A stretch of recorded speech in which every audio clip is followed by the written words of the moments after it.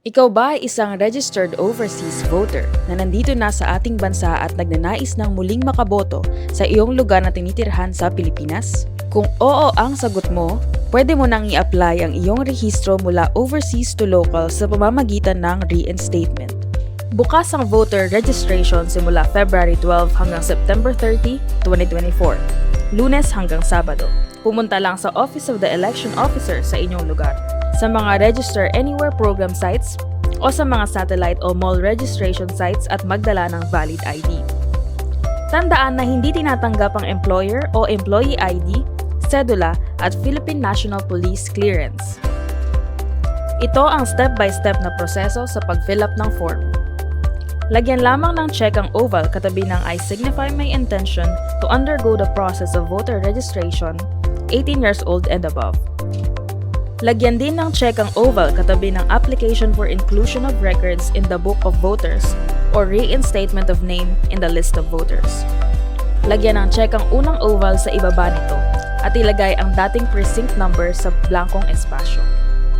Sa likod na bahagi ng papel, isulat ang pangalan, address, citizenship, period of residence, profession, contact number, email address at civil status.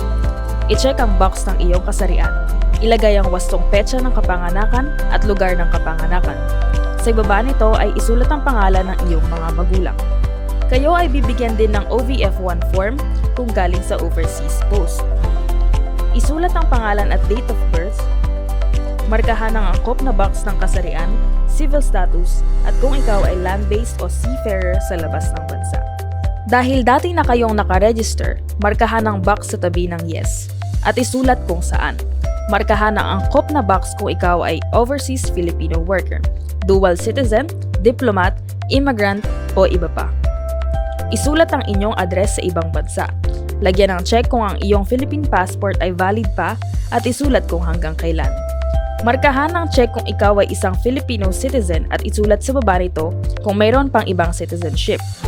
Ilagay ang contact number at email sa angkop ng mga blanko. Kunan lamang ng detalye ang Part 2 kung kayo ay mayroong authorized representative sa Pilipinas.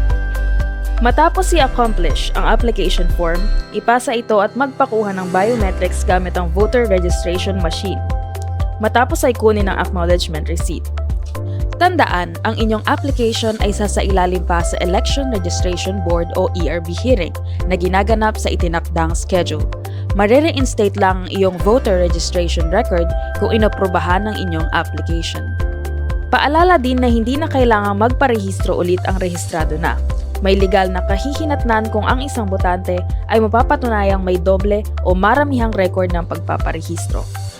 Ngunit kung kayo ay lumipat ng tirahan o nais magpa-correct ng entry o magpa-reactivate, maaari kayong mag-file ng angkop na application sa loob ng registration period. Ang iyong karapatang bumoto, simulan sa pagpaparehistro. Kaya #magparehistro ka. Para sa wasto at tamang impormasyon, bisitahin lamang ang www.comelec.gov.ph o pumunta sa aming official social media accounts.